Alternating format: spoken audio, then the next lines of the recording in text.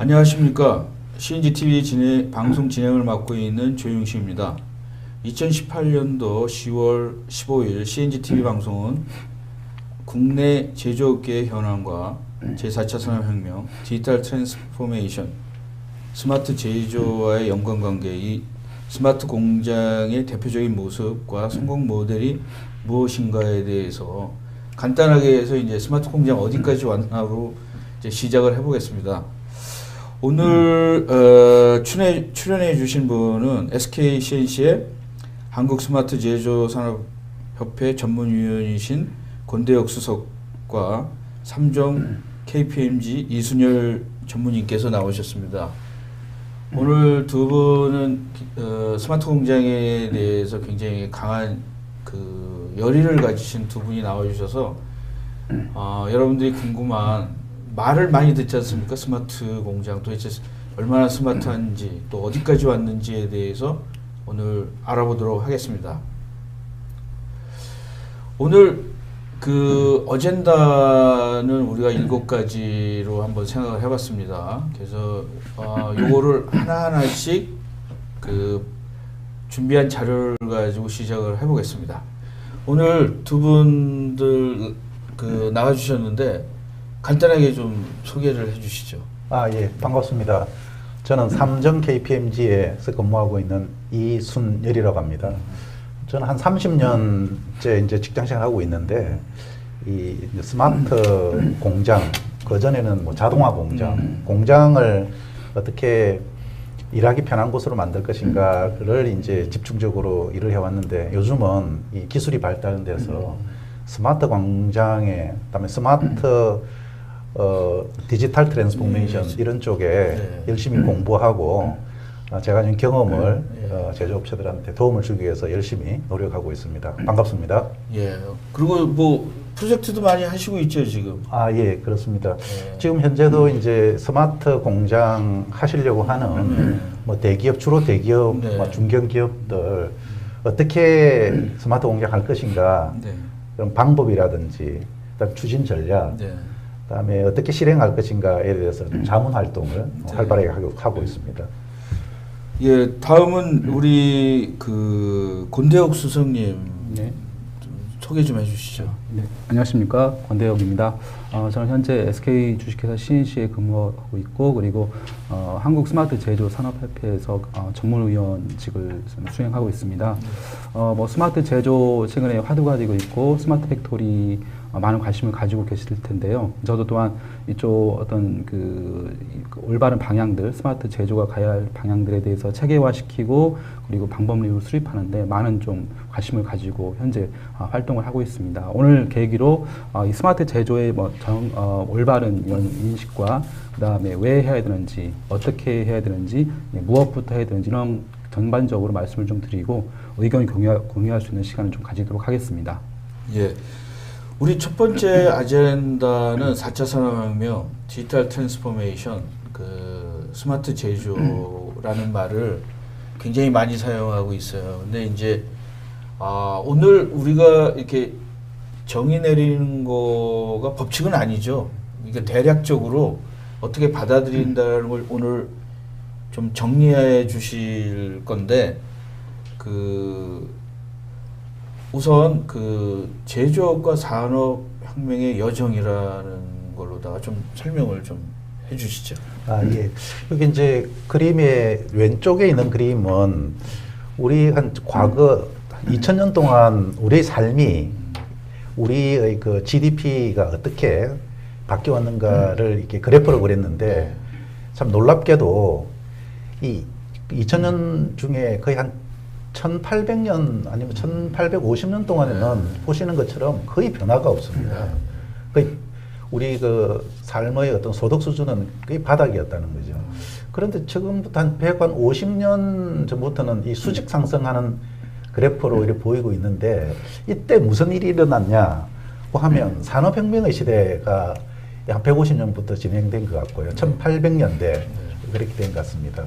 그게 그거를 좀 더 조명해 보면 오른쪽에 있는 그림인데, 산업혁명이 1850년대 그때 1차 산업혁명에서는 이제 제품의 다양성을 이제 보다는 이제 대량 생산하는 이제 체계로 이제 발전을 해왔고 1900년대로 넘어오면서요.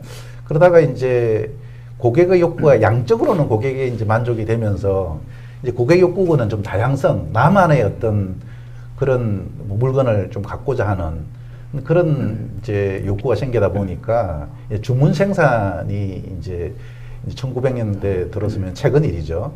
근데 지금 시대는 앞으로 미래는 어떻게 될 것인가? 이거는 한마디로 이렇게 예측하기 좀 어려운 것 같습니다. 그러니까 다이버시티, 다양성이 있는 것 같고, 다음에 뭐 개인 맞춤형도 있을 거고, 뭐 대량 생산도 있을 거고, 지역별로도 차이가 있을 거고, 그런 여정을 거쳐온 것 같습니다. 그리고 이게 4차 산업혁명하고 이제 디지털 혁신하고 이게 좀 유사한 점도 있고, 좀 또 세밀히 보면, 이제 오늘은 이제 스마트 팩토리니까 제조업 중심으로 말씀을 좀 드리면, 먼저 제조업은 이제 공장을 가지고 있죠. 이제 공장이 첫 번째 이제 디지털화 되는 과정을 거치고, 이제 공장은 이 이제 공장으로서 끝나는 게 아니라 이거를 고객에게 전달하고, 다음에 제조를 하기 위해서 이제 어떤 재료를 산다든지 이게 이제 밸류 체인을 연결해서 하는 기업 활동 전반을 최적화하는 단계, 그 두 번째 단계가 되겠습니다. 그 다음 단계는 이 사업의 혁신이 일어나는 겁니다. 과거에는 좋은 물건을 싸게 대량으로 만드는 게 이제 핵심이었다면 앞으로는 이제 그것만 가지고 안 된다. 사업하는 방식이 바뀔 겁니다. 그래서 이제는 뭐 서비스를 상품화한다든지, 다음에 뭐 제조하는 방식을 우리가 알려준다든지, 그 사업화한다든지, 고객을 연결한다든지 이런, 그러니까 비즈니스 트랜스포메이션으로 진화하는 3단계의 과정으로 거친다고 좀 요약해서 말씀드릴 수 있을 것 같고요. 그러니까 그 전에는 여지껏 왔는데 사업 혁신은 이제 앞으로 일어나는 과정에 있는 거죠. 그렇습니다. 그래서 4차 산업혁명은 이제 사업 혁신으로 갔을 때 본격적인 4차 산업혁명 디지털 트랜스포메이션의 단계로 진입한다고 보는 거죠. 그리고 그렇게 되려 그러면 4차 산업혁명은 디지털 데이터 중심입니다. 근데 데이터 중심인데 과거에 있는 데이터와 4차 산업혁명에서 말하는 디지털 트랜스포메이션이 되기 위해서는 왼쪽에 있는 그림은 우리 일상 속에서 일어나고 있는 그런 데이터, 제조업 같으면 어떤 행위를 했는지에 대한 데이터도 있을 거고요. 다음에 어떤 사물들이 어떤 상태에 있는 데이터들을 이게 전달하는 방식이 어떤 계층 구조를 거쳐서 전달되는, 요게 그림에 있는 것처럼 레벨 제로는 뭐 사람이든지 사물이든지 재료든지 여기에서 일어나는 데이터가 위에 경영진의 레벨 4의 ERP 같은 데서 전달될 때는 많은 계층을 거쳐서 전달되기 때문에 이게 필요한 그 소비자 경영진이 볼 때는 이미 과거 데이터를 보고 있는 그런 상태가 현재의 데이터가 전송되는 과정이라면, 이제 앞으로 디지털 트랜스포메이션이 일어나면 이 데이터가 생성되고 그 소비되는 필요로 하는 성분을 보는 때는 그 계층이 없어져 가지고 데이터가 바로 전달되는 그런 형태가 이제 라이브 데이터를 보는 형태로 데이터가 바뀌는 게 디지털 트랜스포메이션의 데이터 전송하는 어떤 체계가 다 바뀐다는 겁니다. 그러니까 레이어가 없어진다라는 거. 그렇습니다. 또 하나는 이제 과거의 데이터가 아니라 현재 데이터를 본다. 리얼타임 데이터가, 이게 사실은 리얼타임 데이터를 옛날서부터 리얼타임이라는 말은 많이 썼잖아요. 근데 과거에도 리얼타임이라는 걸 썼는데 리얼타임이라는 게 약간 비쌌고 또 어렵고 그 핸들링할 코렉션하는 방법이 쉽지 않았고, 근데 이제 점점 기술이 발전되면서 이게 이제 좀 가능해진 거죠. 그렇습니다. 그리고 이제 요 그림은 이제 제조업하면 가운데 있는 생산 위주로 공장 위주로 이제 협의의 스마트 팩토리를 이야기했는데, 이 제조업의 디지털 트랜스포메이션은 공장에서의 디지털 공장뿐만이 아니라 내가 필요로 하는 고객이 원하는 제품을 기획해서 제품을 개발하고 그 제품을 만들기 위해서 소싱을 한 다음에 만들고, 다음에 그거를 고객에게 전달하는 물류 과정을 거쳐서 다음에 사용하면서 뭐 고장난 것을 회수를 한다든지 폐기 처분하는데 이 전체의 밸류 체인을 좀 새로운 어떤 기술에 의해서 연결하는 겁니다. 그래서 이게 지금 달 모양으로 표시된 것들이 대개 이제 4차 산업혁명의 핵심 기술은 한 10대 기술을 이야기하고 있는데 그 중에 하나 뭐 빅데이터도 있을 거고 클라우드도 있고 블록체인도 있고 인공지능도 있고 로봇도 있고 그렇습니다.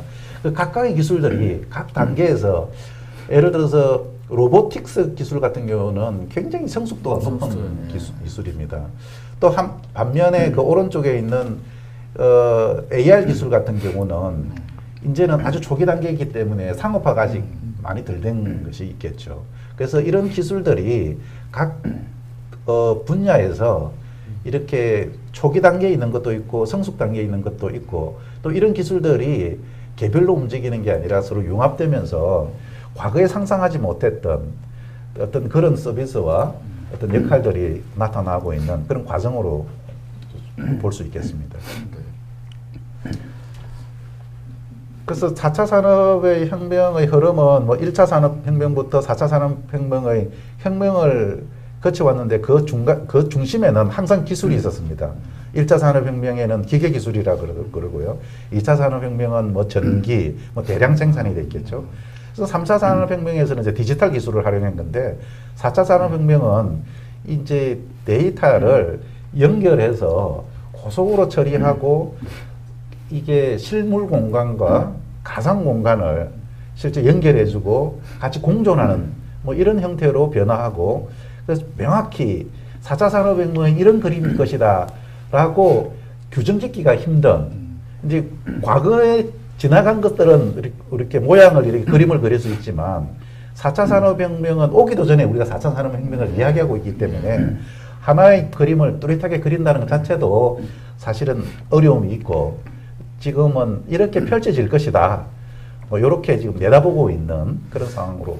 근데 사실은 요새 이제 이런 말도 있잖아요. 어브노멀 시대. 그러니까 그 전에는 아까도 얘기했지만 과거를 가지고 이제 미래를 얘기를 했었는데 이제 4차 산업혁명도 1차, 2차, 3차는 지나간 다음에 우리가 이건 1차다, 이건 2차다, 3차다 그랬는데 인류 최초로 오지도 않는 걸 미리 얘기하는 그런 그 시대가 돼버린 거거든요. 그래서 시청자분들이 좀 굉장히 오픈 마인드가 필요한 것 같아요. 왜냐하면 그 전에 있었던 거를 그대로 하면은 이해하기가 쉽지가 않기 때문에 여기 나와주신 분들은 이제 그 분야의 전문가이기 때문에 뭐 이제 무장을 하고 나왔지만 일반 시청하시는 분들은 오지도 않았는데 우리 왜 하지? 뭐 이런 분들도 계실 것 같아요. 근데 이제 이게 흐름이다라고 받아들이시는 것이 어떨까 이런 생각을 하고 있습니다. 네, 이건 제가 말씀을 좀 드리겠습니다. 키워드가 많네요. 네, 뭐 최근에 많이 듣는 키워드일까고 생각을 합니다. 여기 시청자분들 그리고 대부분 분들이 이런 용어를 들으시면서 머리가 굉장히 많이 아프실 텐데요. 더 많은 키워드가 있을 건데 줄여봤습니다. 4차 산업혁명을 필두로 해서 디지털 트랜스포메이션, 제조 쪽에서는 스마트 팩토리고 그다음에 관련 기술들, IoT, 빅데이터, 뭐 CPS, 디지털 툴이 많이 들으실 겁니다. 이런 용어들이 굉장히 저희들을 혼란스럽게 하고 있습니다. 박사님께서 좀 앞에 또 말씀하셨지만 이 4차 산업혁명의 대체 정체가 뭐냐? 정의내리기가 정말 힘듭니다. 근데 이게 보면 이 정의를 누가 내려주는 것이 아니라고 저는 생각을 하고 있습니다. 과거에는 1차, 2차, 3차 혁명은 시간이 지난 이후에 학자라든지 어떤 그 저자에 의해서 이런 특징이 있고 이런 트렌드가 있어서 이걸 1차라고 하고 1차 산업혁명 물론 마담 스미스가 정의를 내렸지만 1차, 2차, 3차는 결국은 시대가 지난 이후에 결정을 했습니다. 그렇지만 이 4차 산업혁명은 2015년도에 클라우드 슈바도 얘기를 했지만 정의를 내리지는 않았습니다. 앞으로 이런 변화가 올 것이라는 얘기를 한 것이지 정의를 내린 것이 아니고 누가 정의를 내려주는 건 아니고 우리 스스로가 이 4차 산업의 정의를 내릴 수 있는 것이고 특히 제조업에서도 마찬가지로 우리의 4차 산업혁명은 대응을 이렇게 하겠다. 그리고 제조 환경을 이렇게 바꾸겠다. 이렇게 나가시는 것이 이 4차 산업혁명에 대응하는 방안이 아닌가 이렇게 생각을 합니다. 네, 우리 다음은 이제 또 4차 산업혁명 시대 구현을 위한 핵심은 변화와 환경 대응. 어떤 네, 결국은 제가 앞에서 말씀드렸지만 이 변화라는 거 지금 개인적으로라든지 기업은 이 변화를 겪고 있습니다. 근데 이 변화라는 것은 그렇습니다. 내가 의도치 않습니다. 자신이 회사가 의도치 않는 변화입니다. 사람이라든지 조직은 변화를 받아들이는 걸 굉장히 거부하고 있는데 이건 어쩔 수 없는 숙명 같습니다. 가장 중요한 거는 뭐 다음에도 있겠지만 그 한멜이라는 분이 꿀벌과 게릴라에서 이제 향후의 제조기업은 어떤 혁신적인 변화를 시도하는 기업만이 살아남을 것이라고 이렇게 의미 부여를 했습니다. 결국은 이 시대에는 지금 우리가 4차 산업혁명이라고 의미를 부여한 이 시기에는 결국은 어떤 변화에, 환경 변화에 얼마나 잘 적응하느냐에 따라서 우리의 생존력 그리고 향후에 우리의 생존이 달려있다고 생각을 합니다. 그리고 이제 그 전에는 그래도 오랫동안 이렇게 라이프 사이클이 좀 길었는데 우리가 이제 전에도 얘기했지만 요새 새로운 기업 중에 넷플릭스 같은 경우는 우리가 들은 지 얼마 안 되는데 갑자기 커진 거나 뭐 아리바바나 이런 거나 뭐 에어비앤비나 우버는 갑자기 옛날에는 이렇게 차곡차곡 커지는 건데 갑자기 나타나가지고서 그 산업을 이렇게 막 흔들어 놓는 기업들이 많이 생기는 것 같아요. 이제 4차 산업에는. 그래서 그 다음에 좀 이제 디지털 트랜스포메이션에 대해서 좀 얘기를 나눠보겠습니다. 디지털 트랜스포메이션에 대해서는 어떤 생각을 가지고 계시는지. 그 디지털 트랜스포메이션에 대한 좀 의미 부여라고 할까요? 정의를 좀 잘 내리실 필요가 있는데 이게 디지털 트랜스포메이션이 한 뭐 2년, 3년에 좀 가장 그 핫한 키워드가 된 것 같아요. 그렇지만 절대로 최근에 나온 용어는 아닙니다. 왜 그러냐면은 이것은 하나의 경영 전략이기 때문에 최근에 나온 그 용어가 아니고 이전부터 존재했던 용어지만 어떻게 보면 혁신이라든지 활동은 트렌드가 있습니다. 최근에 각광을 받고 있는 것이고 이 의미를 좀 잘 해석할 필요가 있는데 먼저 트랜스포메이션한 용어는 어떤 변화를 준다는 의미죠. 변화한다는 얘기인데 본질적인 변화를 가져온다는 것이 트랜스포메이션입니다. 그러니까 단순하게 바뀌는 것이 아니고 어떤 유전적인 성질이 DNA, 본질적인 것이 바꿀 수 있는 그런 변화를 트랜스포메이션이라고 경영에서는 얘기를 하고 있습니다. 그리고 디지털이라는 용어도 중요한데요. 단순하게 이 디지털은 우리가 생각하는 대로 아날로그의 이런 반대말은 절대로 아닙니다. 그러니까 아날로그가 진보하고 뭐 좀 구시대적이다. 그렇지는 않습니다. 아날로그도 굉장히 본받을 게 많고 현재에서도 활용을 해야 되는 부분이죠. 여기서 디지털은 절대로 아날로그의 반대말이 아니라는 것이고 여기서 디지털은 어떤 역량이라든지 구조, 그 다음에 일부 디지털 기술, 뭐 IoT, 빅데이터, AI도 일부 표현하는 것이죠. 그래서 디지털이라고 하면 좀 착각을 많이 하시는데 이런 신기술만 포함되는 게 아니냐, 뭐 IoT, 빅데이터 그렇지 않습니다. 이 디지털 트랜스포메이션 디지털을 1부터 10까지 우선순위를 나열을 한다면 디지털 기술은 한 2단계, 3단계 정도에 속한다고 볼 수 있을 것 같습니다. 결국은 이 디지털 트랜스포메이션은 이런 경영 전략에서 전반적으로 기업의 어떤 혁신적인 그리고 기업 활동을 바꿀 수 있고 향후 전략을 바꿀 수 있는 전략을 수립하는 과정을 디지털 트랜스포메이션이라고 정의를 내릴 수 있습니다. 굉장히 좋은 말씀 하나 해주셨는데요. 왜냐하면 디지털의 반대말은 아날로그가 아니다. 옛날에는 아날로그의 반대말은 디지털이고 디지털의 반대는 아날로그다. 이렇게 서로 흑백을 했는데 이제는 서로 영향을 주는 관계가 온 것 같아요. 정확하게 좀 좋은 말씀을 해주셨고 그 다음에 이제 요새 플랫폼이라는 말 많이 쓰지 않습니까? 그러면 이제 거의 디지털 트랜스포메이션 중에서 기업이 플랫폼을 가진 자는 항상 이겼고 옛날 파이프라인 전략을 쓰는 기업들은 지금 굉장히 오그라지고 있지 않습니까? 여기에서 좀 구체적으로 좀 설명을 해주시죠. 예, 지금 사실은 이게 파이프라인이라는 것은 이제 고객과 이게 공급하는 데가 이제 물리적으로 연결되어 있다는 그런 의미로 좀 봐야 되겠고요. 이게 하여튼 이렇게 연결돼 있다는 것은 규정돼 있다라는 그런 건데 이 플랫폼은 우리 디지털이라는 것은 누구나가 뭐 경계 없이 쉽게 접근할 수 있다는 그런 게 큰 어떤 변화인 것 같습니다. 그래서 이게 좀 하드웨어 시대에서 이제 소프트웨어고, 그다음에 이제 아까 아날로그 디지털 이야기했는데 이 그 4차 산업혁명 시대의 그 플랫폼은 이 이제 경계가 이제 규정지을 수 있고, 그것도 이게 물리적인 공간에서 만나는 게 아니라 사이버 공간에서 만나고, 이게 그 큰 어떤 차이인 것 같습니다. 아까 사회자님께서 말씀하신 것처럼 이게 과거에는 어떤 변화가 눈에도 보였는데 기업이 성장하는 모습도 보였고, 지금은 어느 날 갑자기 나타나가지고 그쪽이 어떤 비즈니스 게임의 법칙도 바꿔놓고 전혀 상상하지 못한 어떤 그런 형태로 바꿔놓는 게 요즘의 나타나는 디지털 시대의 플랫폼이 이게 특징 중에 하나가 아니겠는가 이렇게 생각합니다. 예를 들어서 이제 플랫폼 같은 경우에는 이제 전통적으로 옛날 이제 파이프라인은 호텔 체인들. 근데 이제 에어비앤비 같은 거는 이게 뭐 집도 없으면서 이상하게 그 완전히 플랫폼으로 해가지고 그 호텔 체인들이 20-30년 동안 쌓아왔던 그 아성을 그 불과 몇 년 만에 이렇게 시장을 파괴한다든가 뭐 이런 것들이 굉장히 우리를 혼란스럽게 하고 있는 것 같아요. 그래서 이제 비즈니스 모델도 바뀌었고, 이제 그 다음에는 우리 뭐 공장도 바뀌어야 되는 거 아닙니까? 네. 공장도. 그러면 이제 그동안은 이제 이런 어떤 커다란 변화에 대해서 얘기하는데, 이제 본격적으로 스마트 팩토리에 대해서 좀 얘기를 나눴으면 합니다. 그래서 그 스마트 팩토리의 제조기업의 혁신적인 변화가 필요하다고 하셨는데, 뭐 어떤 변화가 필요한가요, 우리가?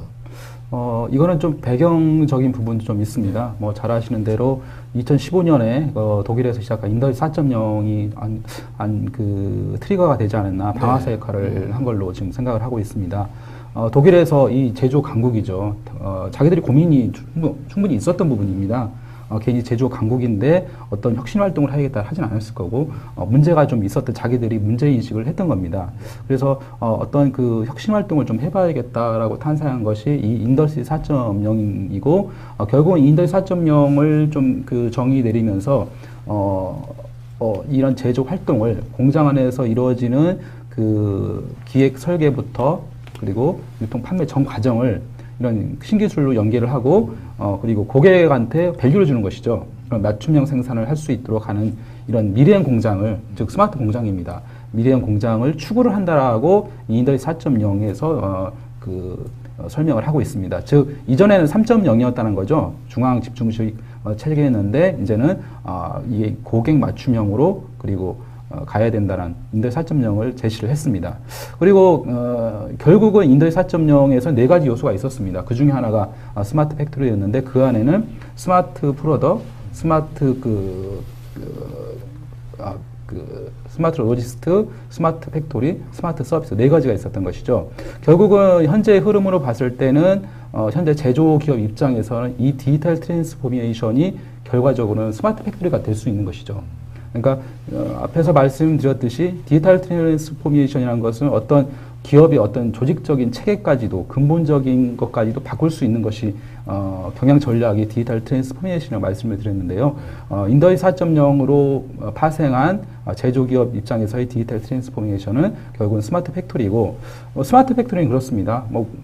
처음부터 무작정 우리가 공장을 무조건 스마트화하는 것이 아니고, 밸류를 가지고, 그리고 공장을 연계를 어떻게 할 것이냐, 그리고 스마트 팩토리를 해서 얻을 수 있는 진정한 효과가 무엇이냐, 이 효과를 보고 스마트 팩토리를 구축하는 것이죠. 근데 저는 이걸 보니까 이제 여기 스마트 팩토리를 하려는 사람, 스마트 팩토리를 이해하려는 사람들 보면은 이제 제조 패러다임이 바뀌었다.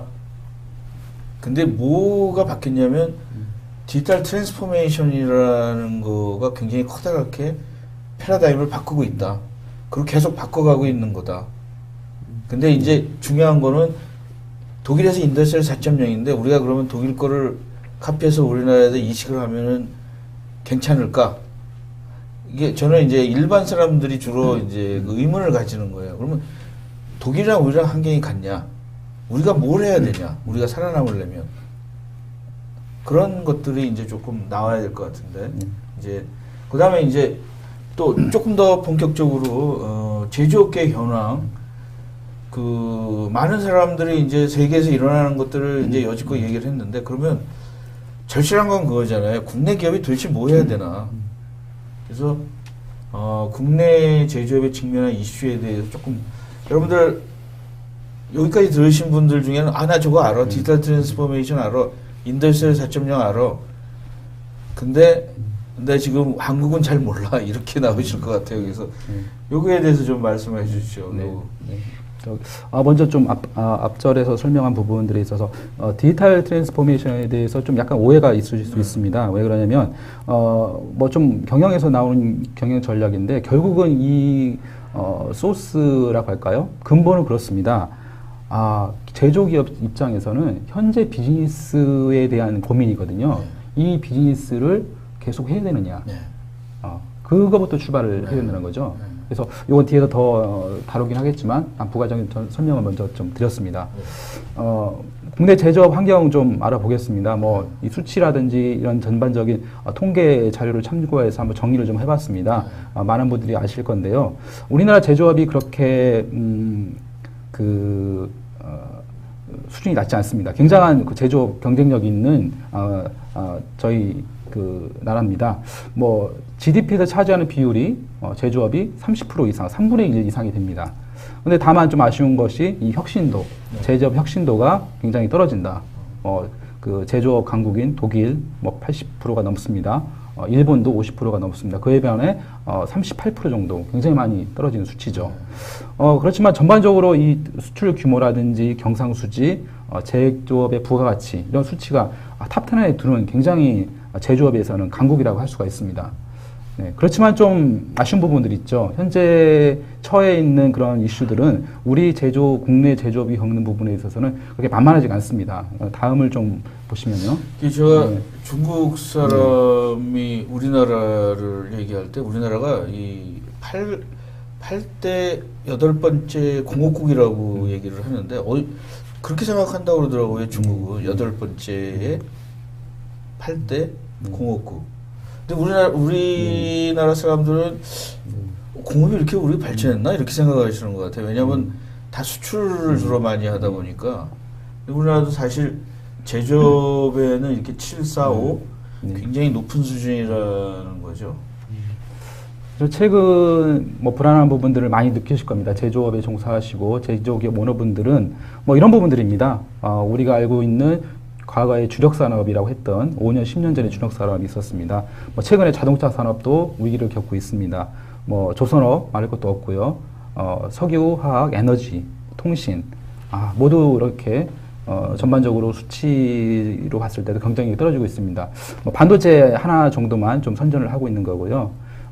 그리고 우리가 기반 기술이 될 수 있는 뭐 AI라든지 IoT, 빅데이터 뭐 이런 전반적인 향후 선진 기술이 될 수 있는 전기차, 뭐 자율주행차 이런 전반적으로 이 신산업이라든지 신기술 경쟁력이 떨어지고 있습니다. 더 심각한 것은 중소기업의 경쟁력이죠. 또 중소기업 경쟁력은 참 그 오너분들이 굉장히 고민을 하시는 부분인데 수치로서 표현된다면 이익률, 성장성 모두 하락되고 있는. 그러니까 뭔가를 이제 제조업 기업 입장에서도 뭔가를 머리를 맞대고 고민해야 될 시점이 되어 있습니다.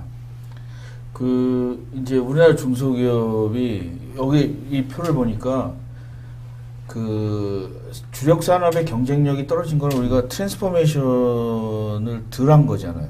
경쟁력을 떨어졌는데 중소기업은 더 덜 한 거가 되는 거고. 자, 그다음에 요게 요겁니까 아니면 요거 다음 페이지 보시죠. 뭐 그래서 그 글로벌적으로 좀 봤을 때 한국만 위기인 것이 아니고 뭐 전 세계적으로 제조업은 위기라고 좀 인식을 하고 있습니다. 특히나 뭐 인더스트리 4.0 독일이 시작한 것도 자기들의 그런 제조업에 대한 문제가 있고 경쟁력이 약화됐다고 판단했기 때문에 인더스트리 4.0을 추진을 한 건데요. 혁신 사례를 좀 살펴보겠습니다. 잘 아시겠지만 아디다스의 스피드 팩토리 많이 말씀드렸습니다. 이 얘기는 뭐냐면은 저희가 신발을 살 때 잘 아시겠지만 신발 매장 가서 뭐 나이키, 아디다스 가서 저희가 원하는 디자인 고르지 않습니까? 그런데 잘 생각해 보시면 유명한 축구 선수들 뭐 메시나 호날두는 어떻게 할까요? 매장 가서 살까요? 신발을? 네, 그렇지 않다는 거죠. 네. 원하는 신발을 맞춥니다. 메시와 호날두는 그 치수에 맞게 그리고 자기 그 발의 그 틀에 맞게 맞춰서 최적의 그런 그 축구화를 제공해 주는 거죠. 근데 앞으로 이제 일반인 그 소비자들도 이날에 가까이 왔다는 겁니다. 근데 그렇다고 해서 이 아디다스 스피드 팩토리 구현이 뭐 전 세계 공장이 많이 있습니다. 동남아에도 있고 그렇지만 이게 전반적으로 다 전개가 됐느냐? 그렇진 않다는 거죠. 독일에 있는 공장 하나 정도가 시범적으로 하고 있습니다. 근데 이것은 굉장히 시사하는 바가 있는 것입니다. 왜 했을까요? 이 아디다스 스피드 팩토리를 어떤 그 혁신을 선도를 하겠다는 거거든요. 이것은 쉽게 말하면 저는 이렇게 생각을 했습니다. 요 내용을 정리를 하면서 이 아디다스의 스피드 팩토리를 한 이유는 인더스트리 4.0의 그 네 가지 요소가 있다고 하지 않습니까? 스마트 프로덕트, 스마트 팩토리, 로지스트, 서비스. 요 내용이 다 들어가 있습니다. 이 안에.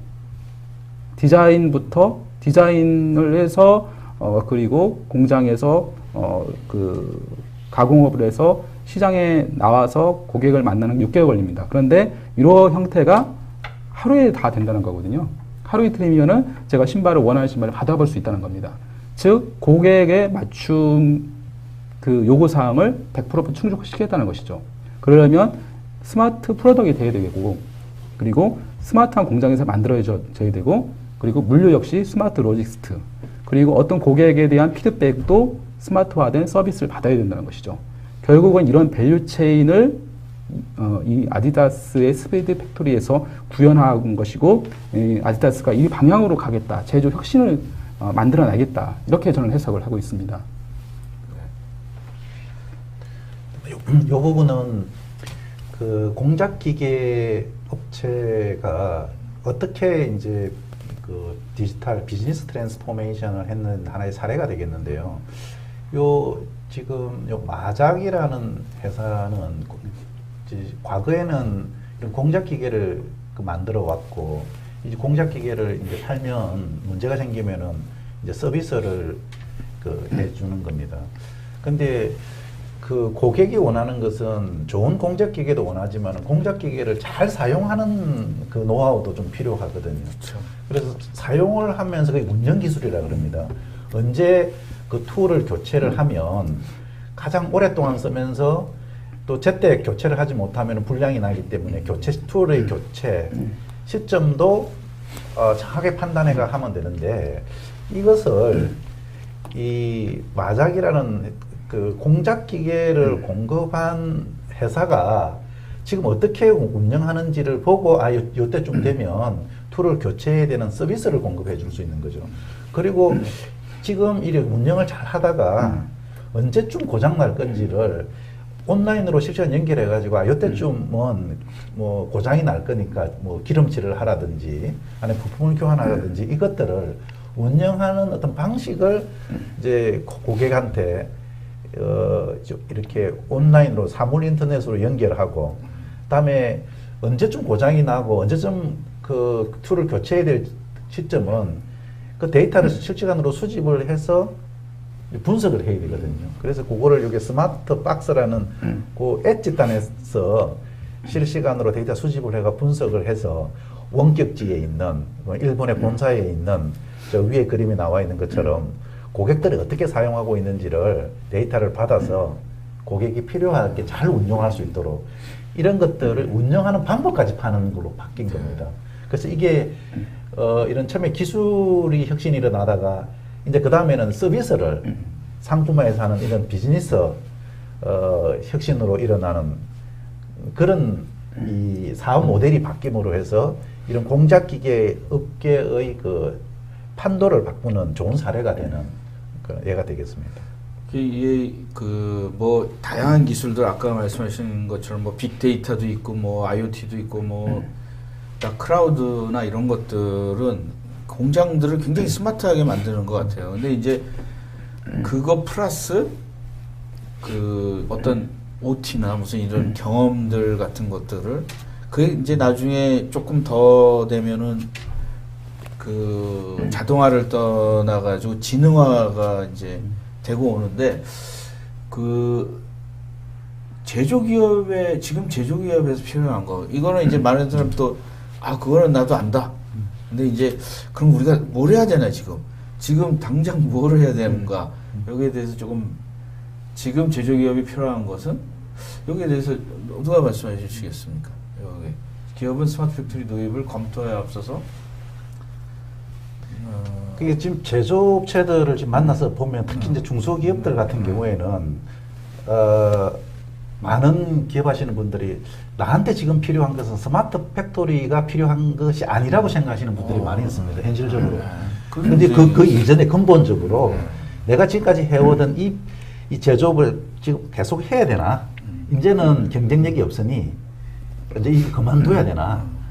뭐 지금 예를 들어서 이제 내연기관을 해가지고 자동차 부품을 했는데 이 이제 그 전기차로 이제 바뀌고 있는데 내가 하고 있는 이거는 없어질 업종이다. 뭐 이런 고민들이 먼저 더 하고 있기 때문에 그래서 내가 하고 있는 이 업을 계속 할 것인지 아니면 다른 업종 전환을 할 것인지 그런 고민이 첫 번째고요. 두 번째는 계속 하고 있는 걸 한다면 경쟁력을 어디서 경쟁력을 확보할 것인지 그래서 원가 절감하기 위해서 한국에 있는 근로자들은 비싸니 외국 근로자들 데려오는 그거는 다 해봤는데 그것도 이제 한계에 도달했다. 뭐 최저임금 올라가고 이제 그런 하나의 수단으로서 이게 사람이 하는 거를 기계로 하면 이게 더 이제 혁신이 될 수 있는가?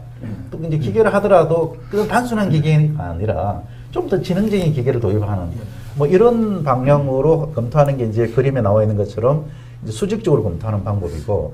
저 오른쪽에 있는 것은 이렇게 가더라도 한계에 도달했다. 아까 먼저 우리가 마작 이야기를 한 것처럼 우리가 내 제품은 안 쓰더라도 이와 유사한 제품은 쓰는데 이 쓰는 잘 사용할 수 있는 그런 방법, 노하우는 내가 많이 서비스도 해보고 내가 그런 종류의 기계를 잘 아니 잘 사용할 수 있도록 방법을 내가 알려주는 것을 하나의 비즈니스 해보겠다. 그래서 비즈니스 하는 모델이나 비즈니스 하는 방식이나 어떤 그 상품을 이제 바꾸는 방법이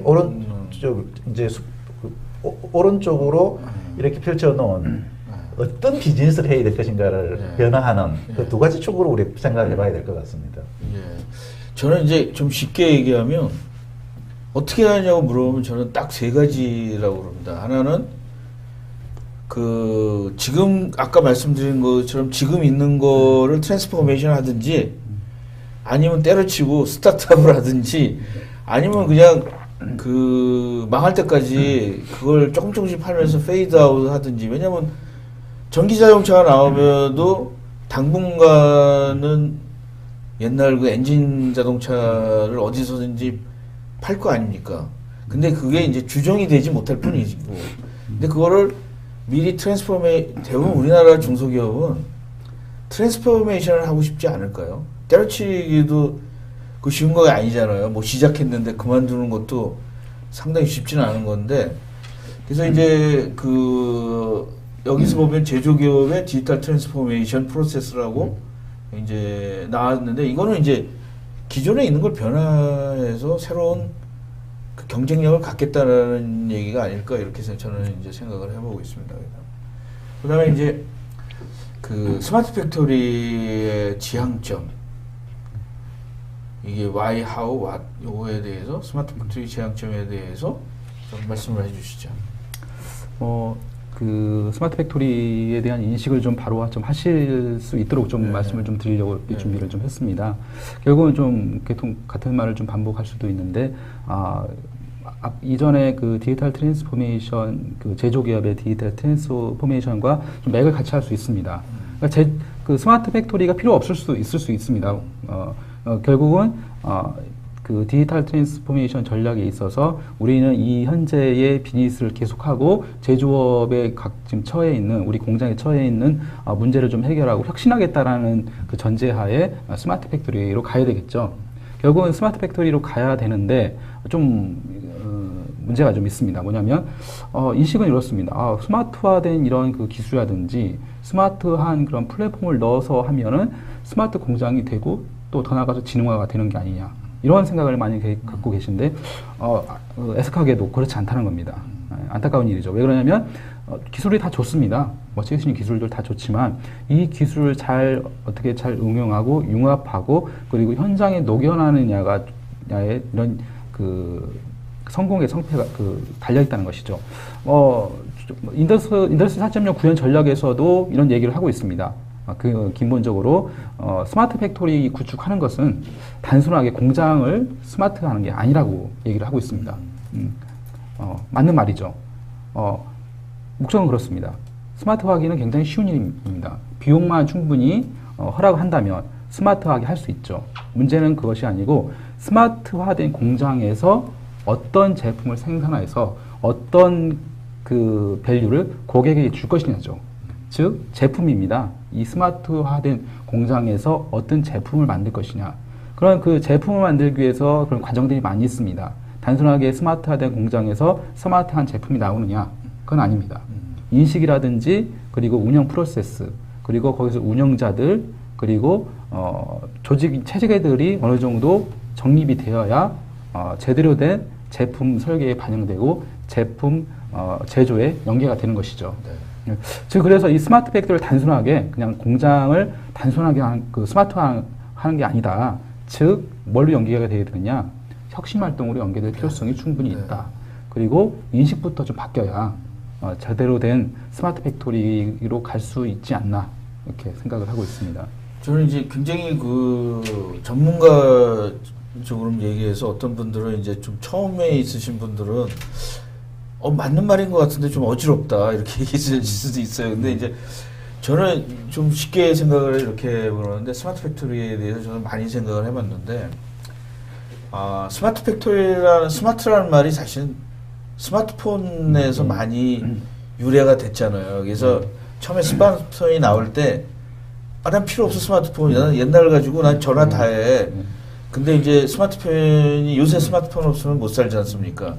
저는 스마트 팩토리도 한 몇 년 후 되면 스마트 팩토리라고 얘기하는 자체가 우습게 될 수도 있을 것 같아요. 왜냐하면 그 자체가 기본이 될 수도 있는 거잖아요. 지금은 빨리 도입하는 사람이 유리하지만 나중에는 없는 사람이 불리한 시대가 오지 않을까라는 스마트폰처럼. 그리고 스마트폰을 가졌다고 해서 스마트해지는 건 아니잖아요. 근데 적어도 스마트폰이 있어야지 기본이 되잖아요. 왜 뒤처지지가 않은 것 같아요. 그래서 그 몇 년 전에 저는 스마트 팩토리를 하라고 얘기할 때는 빨리 그 앞서 나가야 된다라고 얘기하지만 이제 점점은 스마트 팩토리를 안 가지면 굉장히 불리해질 거라는 시대가 올 수도 있다라는 거죠. 그래서 저도 이제 아까 스마트폰처럼 이제 공장의 어떤 기능 자체가 이제 좋은 제품을 편하고 양질의 제품을 만드는 게 처음에 목적이었는데 그거로 끝나는 게 아니라 스마트폰도 처음에는 뭐 전화하려고 그러는데 이제는 뭐 굉장히 다양한 기능이 점점 생기는 거잖아요. 예. 스마트 팩토리가 이제 거기서 출발해서 결국은 이게 경험이 축적이 되고 있고요. 경험이 축적된 것을 온라인으로 이제 경험을 이게 판매할 수 있는 비즈니스 할 수 있도록 그런 플랫폼을 만들어가는 과정이 스마트 팩토리 같아요. 단순하게 제품을 잘 만드는 공장이 아니라. 그렇죠. 그거는 한계가 있는 거죠. 그렇죠. 다 잘 만드는데 이제는 기술이 평준화되는데. 그래서 아까 굉장히 좋은 말씀인데 현업에 있는 그 사장이나 이런 분들은 사실 제일 어려운 것 중에 하나가 로지스틱이에요. 사실은 유통인데 그 인건비만 줄이다가 로지스틱을 놓친다라는 거죠. 이게 얼마만큼 우리가 지금 갖고 있어야 되는지, 얼마만큼 이걸 해야 되는지에 대해서는 안 하고 그냥 힘들 때 가지고 그 종업원들의 인건비만 생각하다가 굉장히 스마트 로지스틱, 스마트 서비스 이런 것들을 놓친다라는 거가 우리 중소기업의 약점인 것 같아요. 자, 그 다음에 이제 또 이제 우리가 진짜 핵심 역량에 대해서 옛날에는 우리 그냥 부지런하고 싸게 막 희생하고 뭐 토요일날 일요일날도 나와서 했는데 그걸 하다 보니까 우리가 효율이나 역량에 대해서는 등한시하지 않았을까. 진짜 우리나라도 이제는 선진국이니까 역량으로 가야 되지 않을까. 여기에 대해서 조금 더 부연 설명을 해주시죠. 좀 이거를 이해하기 좀 쉬울 거면 스마트폰 얘기를 한번 더 해야 될 것 같습니다. 그 스마트폰을 잘 써야 그 정말 스마트폰인데요. 그렇습니다. 스마트폰만 가지고 있다고 해서 자기 그 전체 용량이 얼마이고 지금 그다음에 메모리를 얼마나 차지하고 그다음에 어떤 웹이 깔려 있고 내가 필요한 웹이 어떤 건지 정확하게 알아야 스마트폰을 잘 쓰는 거지 않습니까? 예.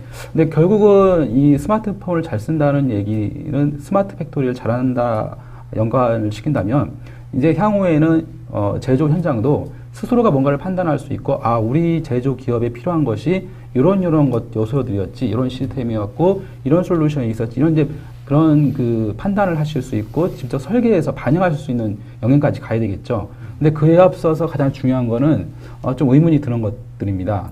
아 우리 제조 기업은 정말 이 부분은 정말 장점이라고 할 수 있고 이 부분은 강하다라고 할 수 있는 것이냐 그런 요소를 뽑아낼 수 있는 것이냐 생각을 해본다면 저는 이렇게 정의를 해봤습니다. 제조 혁신 영역이란 뭐냐?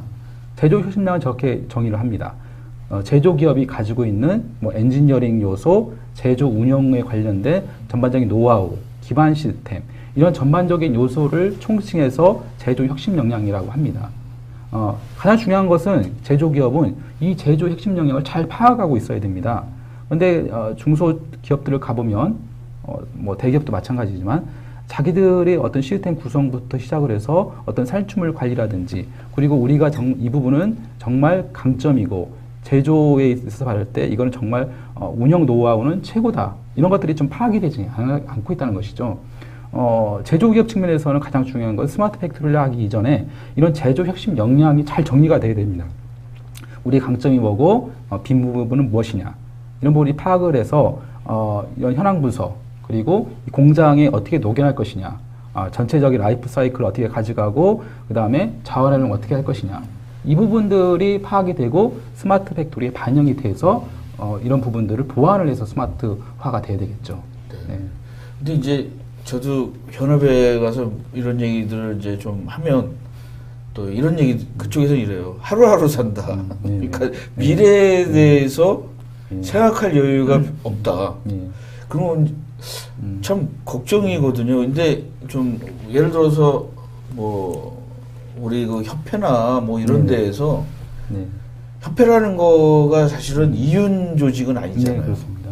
네. 좀 그런 거에 대해서 어느 정도 뭐랄까 문서화라든가 자료들을 해서 그 기업들 다 보면 이거 좋은 얘기인데 우린 그 역량 자체가 뭔지 파악할 시간 자체도 없고 그래서 우리 참 이게 고민입니다. 사실은 우리가 하는 게 여기서 보시는 이걸 들으시는 분들도 야, 그 회사 가면 그냥 하루하루 일해서 하는데 이 역량이라는 게 좋은 얘기인데 힘들다 이런 얘기들을 많이 하는데 그 다음에 이제 좀 약간 결론으로 지금 많이 가가지고 자 우리 스마트 팩토리 도입을 하고 싶어요.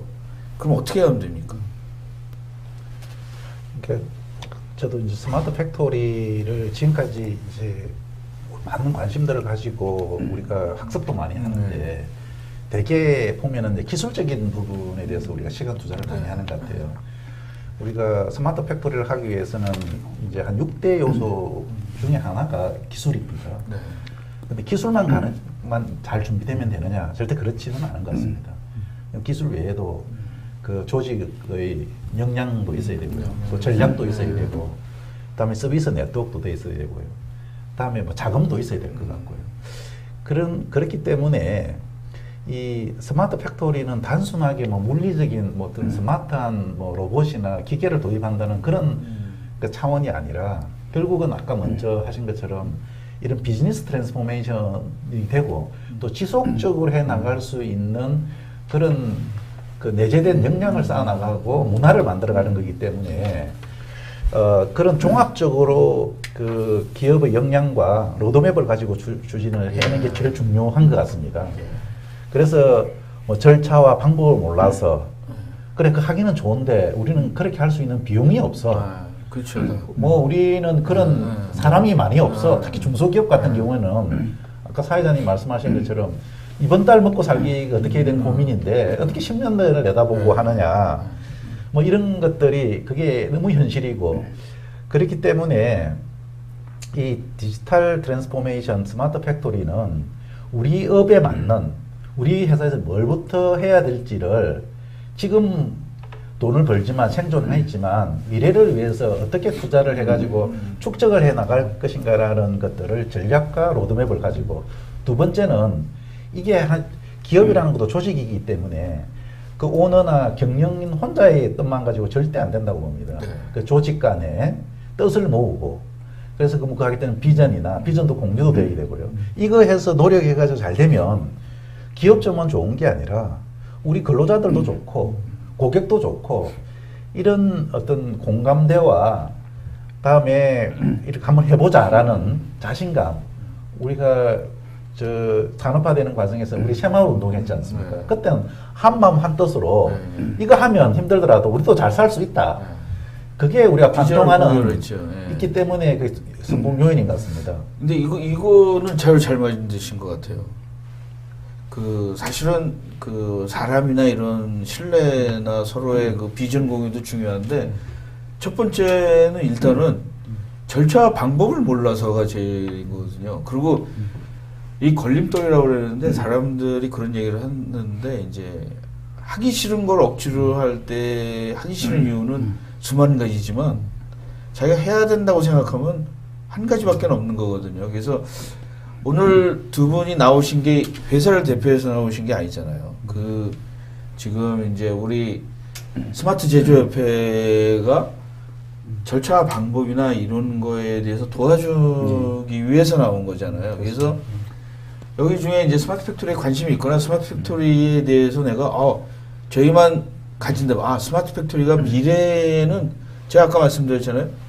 처음에 스마트폰은 그 얼리 어댑터에게는 취미지만 지금의 스마트폰은 모든 사람들이 다 갖고 있는 거예요. 스마트폰 없으면 카톡도 안 되고 돈도 뭐 뺄 수 없고 이제 그런 시대가 점점 오는데 앞으로는 저희가 스마트 팩토리가 없으면 옆에 있는 공장과 그 교신도 못하는 시대가 올 수도 있는 거거든요. 그래서 절차 방법이 모른다 그러면 우리 그 스마트 제조협회에다가 문의를 돈 안 받으니까 문의를 하시는 분도 시작하는 거고 또 하나는 비용 문제인데 그 ROI는 사실은 그 부정적으로 생각하면 끝이 없는 거고 그래서 비용은 사실 이렇게 굉장히 많이 듭니까? 비용? 어떻게 생각하세요? 아까 사회자님 그 방법을 말씀하셨는데 방법이라는 것은 기업마다 업이 다 다르고 그렇죠. 또 그 어떤 지금 현재 수준이 다 천차만별입니다. 그래서 방법이라는 것은 우리 회사에 맞는 방법을 찾는 게 가장 중요합니다. 우리 회사에 맞는 방법을 찾으려고 그러면 우리 회사가 지금 무슨 업을 하고 있고 우리가 지금 어떤 수준에 있는지를 일단 진단하는 것부터 잘 해야 될 것 같습니다. 그래서 남 따라가고 남을 벤치마킹해서 성공하는 시대는 과거의 방식이라 그러면 지금은 우리한테 맞는 근데 또 때로는 남이 해보지 않았던 것을 내가 먼저 시범적으로 해야 될 것도 있기 때문에 이제 그거에 대해서 독자적으로 할 수 있으면 제일 좋겠지만 많은 특히 이제 중소기업들 같은 경우는 스스로가 자기 진단 자체도 못합니다. 그다음에 정보도 많이 부족하고 그래서 그런 것들을 우리 제조산업협회라든지 그다음에 컨설팅하는 사람들이 좀 저렴하게 이렇게 좀 도와줄 수 있으면 많은 도움이 될 것 같고요. 그리고 이 비용 문제도 남들이 탄다고 해서 따라하는 거는 굉장히 위험해질 수 있습니다. 그래서 어떤 것은 기업은 생존이 일단 돼야 되기 때문에 이걸 투자했을 때 효과를 볼 수 있는 것부터 하는 게 좋은 것 같고요. 하면 좋다고 무조건 하는 게 아니라 꼭 해야 되는 걸 하는 게 중요한 것 같습니다.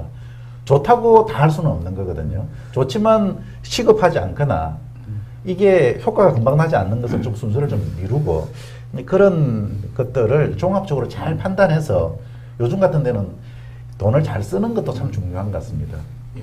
오늘은 사실 스마트 팩토리의 어떤 시작이나 뭐 이런 거나 문제점에 대해서 많이 얘기했는데 저는 이제 앞으로는 스마트 팩토리를 작게나마 우리나라 스마트 팩토리 성공한 사람들, 얼리 어댑터 리스크를 가지고 가서 성공한 사람들을 분석해서 그거의 공과가 이런 것들을 좀 스타디, 케이스 스타디 같은 것들이 많이 나왔으면 좋겠어요. 왜냐하면 이게 좋은 말씀 굉장히 많이 해주셨는데, 그리고 뭐 인더스트리얼 4.0이라는 거가 독일에서 나왔지만 제가 독일의 중소기업 같은 데 이렇게 가보면 환경이 우리나라보다 굉장히 세요. 이 사람들이 그 예를 들어서 우리 쌍둥이 칼 뭐 이런 거 있잖아요. 근데 기업이 크진 않은데도 기술이 세계적이잖아요. 근데 우리는 굉장히 기술도 약하고 그 다음에 그동안은 어떻게 버텨왔는데 중국이라는 것도 있고 그래서 뭐 이런 인건비도 자꾸 올라가니까 우리가 이제 그 역량을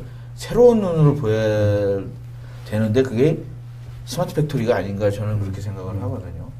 그래서 이제 좀 오늘 시간들이 저기 해가지고 우리 사례를 하나 해주시겠어요? 하나 이걸 할까? 어떤 거 방법론을 한번 방법론 쪽으로 갈까요? 방법론에 대해서 한번 좀 예.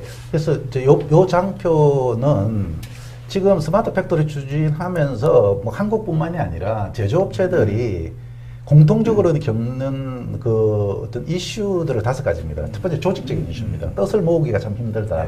이게 하면 나한테는 좋은데 뭐 남한테는 안 좋을 수 있고요. 이런 갈등을 해결하는 게 첫 번째 제일 중요한 거. 두 번째는 이 우리 회사에 맞는 단기적인보다는 중장기 전략 수립이 없이 단기적으로 해서 지속성이 없더라. 다음에 또 하나는 어떤 이제 IT 기술과 이제 공장 기술을 하기 위한 어떤 표준화 문제, 표준화가 될 때까지 기다리면 또 못할 겁니다. 그래서 먼저 시작해 보는 게 중요하고요. 다음에 실행 역량을 확보하는 것들도 이게 좋기는 한데 우리가 가는 역량이 안 돼 있으면 그림이 떡이 될 수가 있습니다. 그다음에 이제 이 디지털화가 되면 이게 디지털에 대한 사이버 보안에 대한 위협이 커지고 있거든요. 이제 그런 것들을 이제 공통적으로 겪으면서 해 나가야 된다. 그래서 그거 하기 위해서 오른쪽에는 이 방법을 제가 좀 제시를 한 거고요. 그 다음 페이지를 한번 좀 넘어가 보면, 그렇게 이제 요 장표에서는 이 우리 현재의 수준은 뭐부터 해야 되는데, 우리한테 맞는 방법은 뭔데, 이제 이런 것들을 로드맵을 잘 만들고 돈을 뭐부터 써야 되고 이제 그런 것들을 단계를 요 장표에서 설명한 겁니다. 그래서 오늘 많은 분들이 참여하셨는데 실질적으로 그래서 how 이제 지금은 어떻게 해야 되는데 우리 회사는 어떻게 해야 되는데 남 따라갈 수는 없지 않냐. 그럴 때 제조산업협회에 연락 주시면 뭐 정부는 다 도움을 못 드리지만 그래도 큰 어떤 틀 내에서는 좀 지침을 드릴 수 있을 것 같습니다. 저는 이거 보고 그 프로젝트 매니저먼트라는 거가 이제 전 세계 조직인데 자기네들이 자기 돈 내고 와가지고 몇 사람들이 그 이런 표준화나 로드맵 이런 것들을 해서 이제 막 배포도 하고 백서 같은 것들. 근데 우리 협회도 사실은 그런 것 좀 해줬으면 좋겠어요. 왜냐하면 회원사가 많이 온다 그러면 양적으로는 커지지만 사실 그 회원사 밑에 있는 일반 스마트 공장을 운영하려는 그 고객들은 사실은 굉장히 뭐 그러면은 뭐 회원사 소개해 주는 브로커 역할밖에는 못 한다는 생각을 하는 거잖아요. 그래서 딱 들어가면 저런 진단이라도 일반적인 거라도 백서를 보면 우리가 예산을 얼마 하고 이런 것들을 자기가 할 수 있지 않을까 이런 생각들을 좀 해봤습니다. 뭐 부가적인 설명을 드리자면 이런 방법론이라든지 추진 절차는 저희가 어떤 체계를 좀 잡고 있습니다. 그리고 말씀하신 대로 이런 베스트 프랙티스라든지 이런 사례집 형태로 지금 저희가 준비를 하고 있습니다. 다행스럽게도. 그래서 좀 이런 부분들이 좀 제조기업한테 좀 실질적인 도움이 될 수 있도록 그 체계를 좀 마련하고 있으니까 내년 상반기 정도에는 그런 부분들을 좀 자유롭게 좀 활용하실 수 있고 이렇게 그런 솔루션을 좀 드리도록 저희가 앞으로 더 노력하겠습니다. 저는 이제 욕심 같아서는 일주일에 한 번씩 나와서 진행형도 얘기를 하고, 왜냐하면 지금 사실은 스마트 팩토리 하는 사람들 보면은 다들 이제 힘든 상황이 이렇게 오는데, 그러니까 총알이 날라오는데 다 각계 전투하는 것 같아. 자기 혼자 다 가는 거야. 옆에 있는 사람들이 뭐 하는지도 모르고, 그리고 그냥 자기 힘들게 가는 거예요. 왜냐면 아까 말씀하신 것처럼 기업이 모두 다 다르잖아요. 똑같은 환경을 가진 기업이 없어요. 돈도 그렇고 환경도 그렇고 역량도 그렇고 다. 근데 이제 혼자 그냥 스마트 팩토리는 야 이거 해야 되나 보다, 이제 오너가 힘들게 결심을 한 거야. 근데 그냥 가는 거야, 이 옆에서. 그래서 참 모두 힘든 것 같아요. 이게 빨리 좀 좋게 와서, 그럼 오늘 결론적으로 굉장히 많은 자료를 보셨는데, 우리 이 마지막이 될 것 같은데요. 끝으로 결론을 좀 해주시죠. 결론을. 요 그림을 가지고 제가 결론을 좀 말씀드리면, 이 좀 스마트 팩토리나 디지털 트랜스포메이션은 장기적인 안목을 가지고 추진해야 됩니다. 단기 성공보다는. 요 그림은 오른쪽에 X축에는 가치를 나타내는 거고요. 그다음에 Y축은 비용입니다. 초기에 스마트 팩토리를 거창하게 하기 위해서는 처음에 비용이 처음에는 비용 대비 효과는 적습니다. 이렇게 그래프 가는데요. 근데 어느 정도 인프라가 구축되고, 그러니까 플랫폼이라는 게 있습니다. 플랫폼을 구축될 때까지는 비용이 많이 드는 대신에 아웃풋은 가치는 나오지 않지만 어느 정점에 도달하면 비용은 더 이상 안 드는데 이게 가치는 폭발적으로 늘어나는 겁니다. 예를 들어서 우리가 카카오라든지 뭐 미국의 에어비앤비나 이런 것들은 디지털 환경에서의 플랫폼을 인프라 구축하는 데는 초기에는 비용이 많이 들어서 이게 했지만 아웃풋이 안 나도 어느 정점에 도달하면 비용은 들어가는 게 거의 없는데 수익은 무한대로 나오는 거거든요. 그래서 처음에 이제 저런 스마트 공장이나 스마트 비즈니스로 가기 위한 지금 돈을 벌면서 투자를 해 나가고 어떤 한계점을 도달하는 고기를 넘었을 때까지를 우리가 어떻게 생존하면서 건너갈 것인가라는 전략을 가져가는 게 참 중요하다. 이렇게 좀. 저는 개인적으로 저는 공용 인프라 구축이나 이런 거는 이제 정부 같은 데서 조금 이렇게 왜냐면 처음에는 문턱이 높을 수 있잖아요. 저런 거는 일반 업체들에게는 문턱이 높으니까 저런 걸 주로 국가에서 좀 해주는 거가 괜찮지 않을까. 왜냐하면 기업이 스마트 공장이나 뭐 이런 걸 생기면 사람들을 많이 고용을 해야 되잖아요. 왜냐하면 스마트 공장에 사용하거나 데이터나 이런 걸 사용하려면은 저걸 관리하는 인력들이 반드시 필요한 거잖아요. 그래서 이제 어떤 스마트 공장이 아까도 제일 우리가 얘기한 것 중에 어려운 게, 그럼 스마트 공장을 하면 서로 좋아야 되잖아요. 사람을 더 많이 뽑아서 좋아야 되고, 또 회사는 더 효율적으로 해서 좋고, 이 둘 다 좋아야지만 어떤 플러스가 되지 않을까, 이런 생각을 해봅니다. 그래서 이것도 또 마무리를 해주시죠. 마무리 의견을 좀 말씀드리겠습니다. 고민을 좀 많으실 텐데, 지금 이제 충분히 이제 스마트 팩토리에 대한 인식도 많이 좀 강화가 됐을 겁니다. 그래서 이제 실질적으로 이제 도입을 검토를 해보는 것이 이제는 시기가 됐다고 좀 생각을 합니다. 그래서 이 스마트 팩토리도 계속 말씀을 드렸지만, 단순하게 스마트 공장, 단순하게 스마트하는 것이 아니고 생존에 대한 문제다. 우리 기업의 생존이기 때문에 정말 옳은 방법으로 좀 스마트 팩토리 도입 검토해 주시고, 결국은 목적은 그렇습니다. 제조기업 입장에서는 경영 목표를 달성하는 겁니다. 즉 이윤을 창출해서 생존을 하는 것입니다. 그렇기 때문에 이 부분과 그리고 혁신 활동으로 연계를 해서 이 스마트 팩토리를 좀 도입할 시기가 됐습니다. 그리고 중요한 것은 이 인식의 변화. 인식의 변화는 기업에 계신 모든 분들, 오너부터 그리고 모든 전 직원이 참여를 해야 되는 것이죠. 기업가 정신이라는 것은 오너만 가지고 있는 건 아닙니다. 전 직원이 이런 환경 변화에 대응을 하고, 그리고 앞으로 우리 기업이 어떻게 갈 것인지 같이 고민을 해줘야 되는 그런 기업가 정신을 가지고 있으면 이 스마트 팩토리를 통해서 제조 경쟁력 충분히 강해지고, 국내 제조 환경도 더 이상적인 환경으로 갈 거라고 그렇게 생각하고 있습니다. 네, 오늘 굉장히 여러 가지 자료가 굉장히 많이 만드셔가지고 많은데 질문 시간이 좀 넘어서 질문을 몇 개만 좀 받아볼까 합니다. 그래서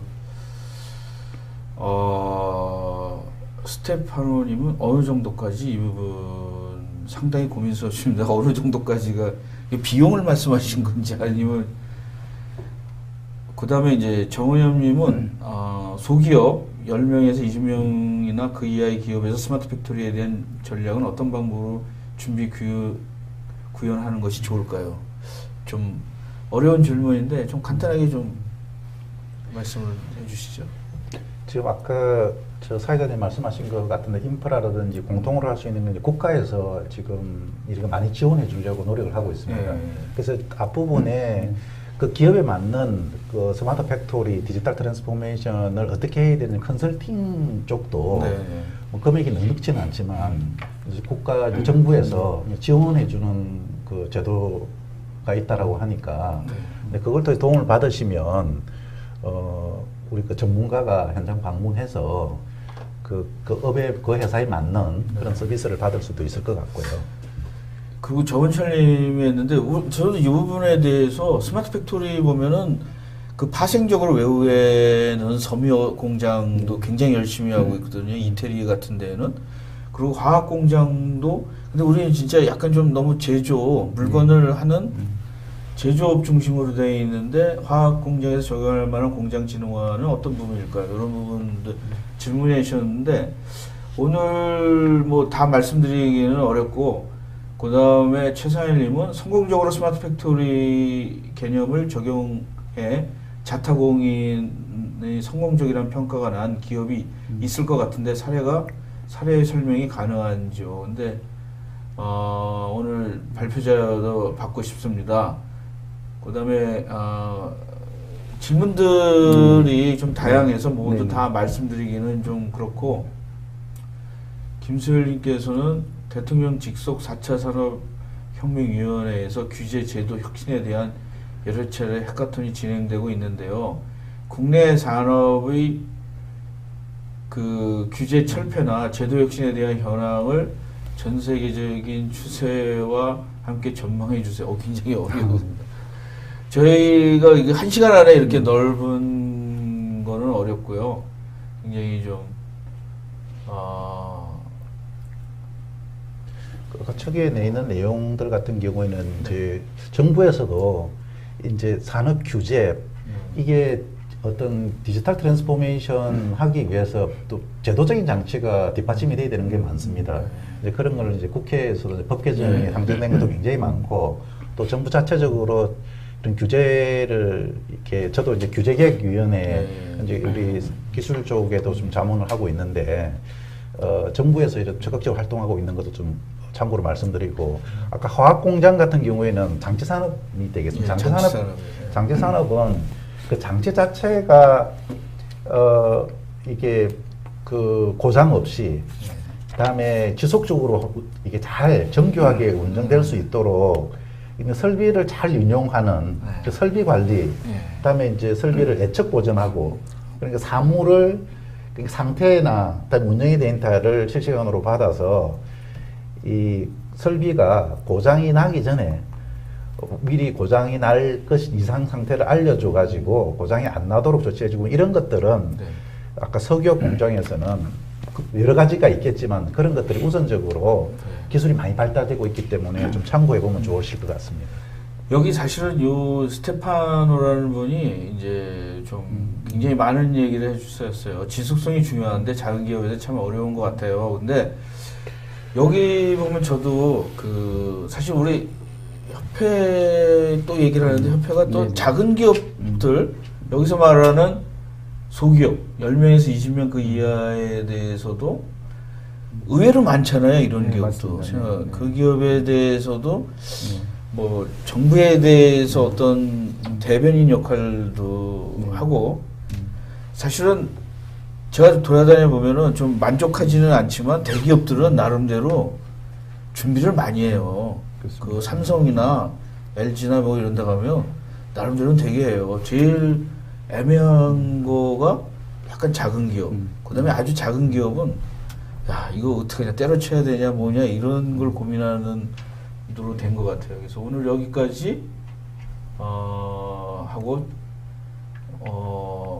굉장히 뭐 질문들이 많은데 이제 시간이 다 돼서 더 이상 그만해야 될 것 같습니다. 그래서 오늘 나오시면 질문을 좀 한번 정리해 주시면 예. 추가적으로 답변을 그러면 드리는 게 여기 있는 좋겠습니다. 질문들을 좀 다 정리를 해가지고 네.